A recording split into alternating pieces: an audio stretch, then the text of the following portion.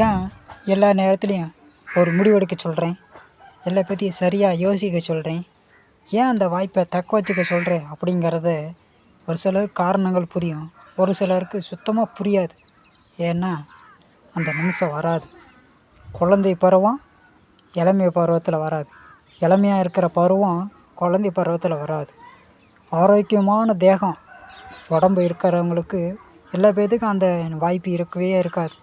உன் பிறப்பு எப்படி, உன்னோட நிலைமை எப்படி, உன்னோட காலகட்டங்கள் எப்படி, உன் ஜென்மத்தில் நீ என்ன பாவம் செஞ்ச, அது நீயாக இருக்கட்டும், அது நானாக இருக்கட்டும், மற்றவங்களா இருக்கட்டும், அவங்களுக்கு உரியது அவங்களுக்கு சரியான நேரத்தில் சரியான நிமிஷத்துக்குள்ள கிடைச்சே தீரும். அது நோயாக இருக்கட்டும், பணமாக இருக்கட்டும், பொண்ணாக இருக்கட்டும், பொருளாக இருக்கட்டும், நல்லதாக இருக்கட்டும், கெட்டதாக இருக்கட்டும், எது வேணாலும் இருக்கட்டும்.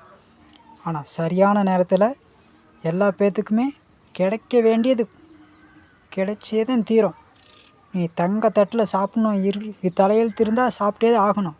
நான் நடு ரோட்லேருந்து அம்மா தாயே அம்மா தாயேன்னு சொல்லி பிச்சை எடுக்கிற நிலைமைக்கு நானும் போனாலும் உண்டு, நீயும் போக போகிறது உண்டு.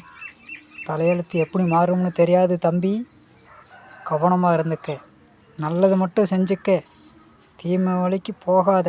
ஒரு நல்லதுக்காக தீமை வழியில் போகணும்னு இருந்துச்சுன்னா போயே தீரணும்.